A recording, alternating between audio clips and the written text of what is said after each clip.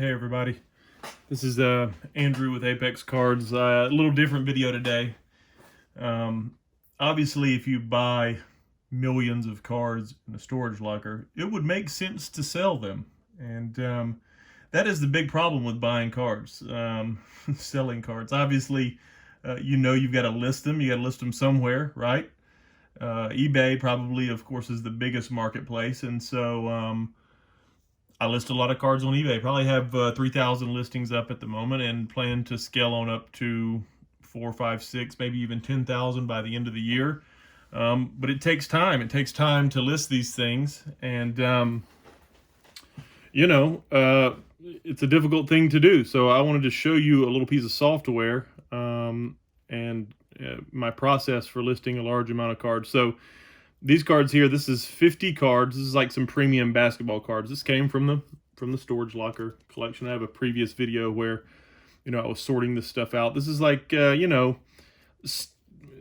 premium brands of low-level, mid-range stars. So, I mean, there's no Shaqs and Jordans in here, but, we've got like Kerry Kittle refractors and die cuts, right? A lot of Fleer metal, a lot of gold label.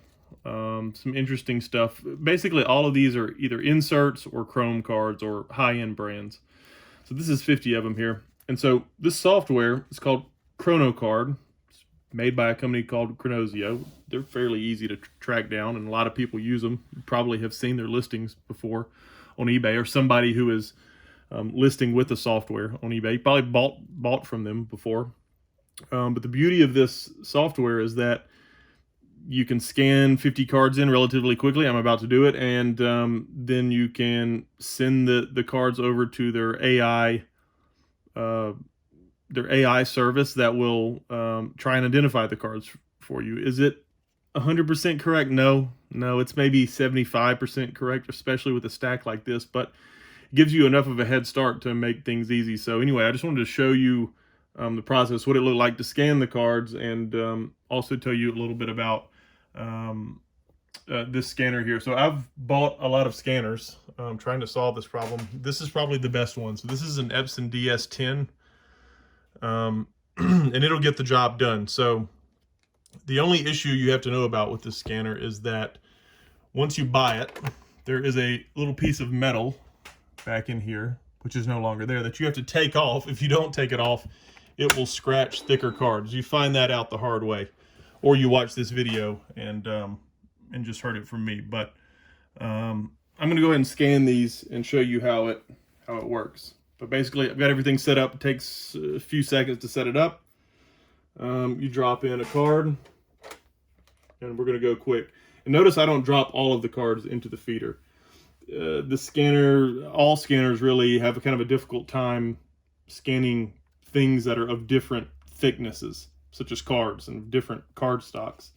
And so I've developed kind of a little method. You'll watch me here of how to do it quickly. But basically, once the first one gets sucked down in there about halfway, I drop the next card in, and I just keep going and going and going. So should begin to scan the first card here in a moment.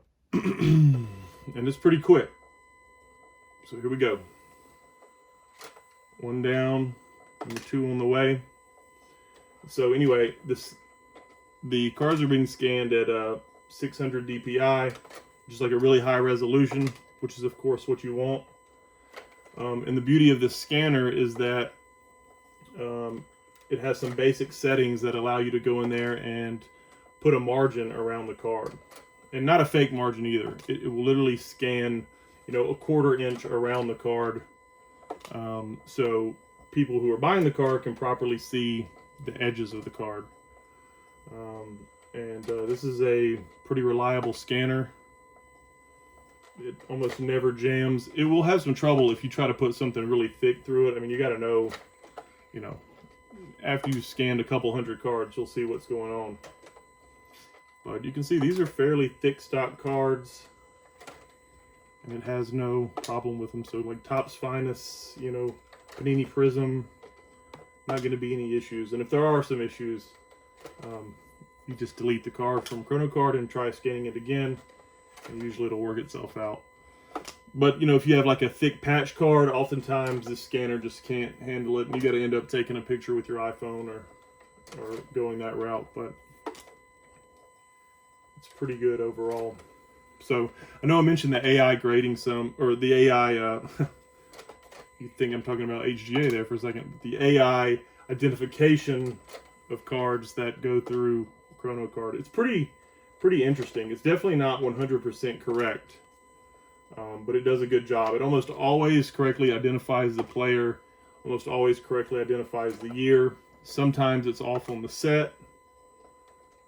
Sometimes it can be completely off and literally not predict anything. This is an oddly shaped card. You got to give it some help. Sometimes these die cuts are a little funky. All right, I got to start the scanning process again because I got distracted there. Here we go. Back in business. So another thing about Kronocard is that once you scan everything in and you've identified all the cards, it's this one-click button pushes all listings to eBay. So I'll literally push all 50 of these listings once I've, you know, correctly identified and priced them, which will take me another, let's say, 15 to 20 minutes after I scan them. I'll go in there, click one button, and it pushes 50 listings to eBay. And so I would say I average about 30 seconds a listing doing it this way. And that's like fully scanning both sides of the card, identifying and correctly pricing the card.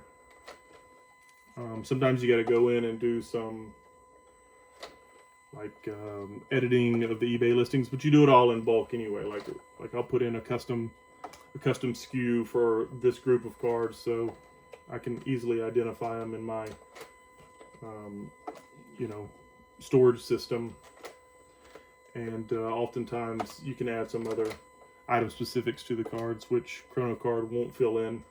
It actually, I feel like the developers of this program could do a little bit better job, quite honestly, because it pushes some weird data to eBay. Like it could push the full set name exactly like eBay wants it, but it doesn't.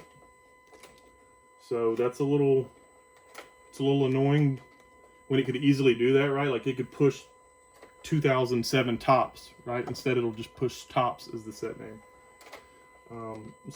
But I've noticed that like it doesn't even really matter as long as the title of the listing is correct, and you go in and you add in whatever item specifics you want to.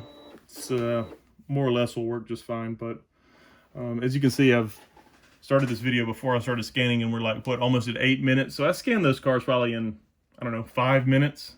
But that's all it takes. And you know, as you can see, perfect scans of the front and back. No issues here. Look pretty good. No errors, no warnings. I'm just going to go through here and flip around the ones that are landscape.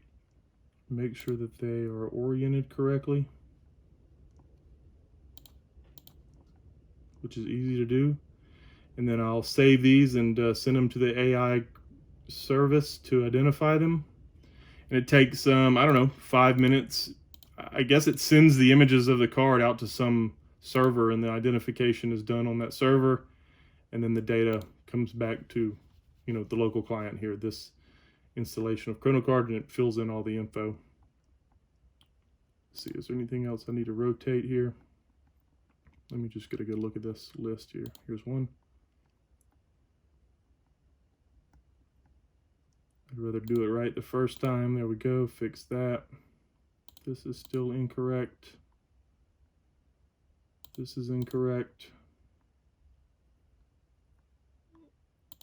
Kronocard is probably fastest if you're scanning it. Like, let's say you want to scan an entire 1969 Topps baseball, right? Easy to do, and the AI service works very well when it's a bunch of cards from the same set, especially like vintage. And that's a no-brainer. You just price all the commons the same price. You look up any Hall of Famers, price them correctly, and then you send it all. So once you've scanned them all, and as you can see, 50 cards were scanned, you just hit Save Scan Cards. Yes. It organizes them here. You just go to basketball. You open up the cards you just scanned. you tell it to document, you hit save, and you hit try to document my cards. And that's it. In the next 5 minutes, it'll come back with what it thinks the cards are, and then I'll sit down, double check everything, correct any issues, price them, and push them to eBay. It's very simple. And I don't know, probably pushed $200 worth of cards to eBay in, I don't know, 30 minutes. So not bad. And, you know, you can just do this round the clock if you've got enough cards to scan. The hard part's identifying what cards you want to scan and what cards you want to sell in bulk or get rid of some other way. So anyway, just thought that you might think that this was interesting. And you know what, I'll probably put some links in the description to Kronocard if you want to check it out. It's a pretty good tool. I like it a lot. It's very inexpensive as well. I think I pay maybe, I don't know, 20-30 bucks a month. But good stuff. Thanks guys. Thanks for watching.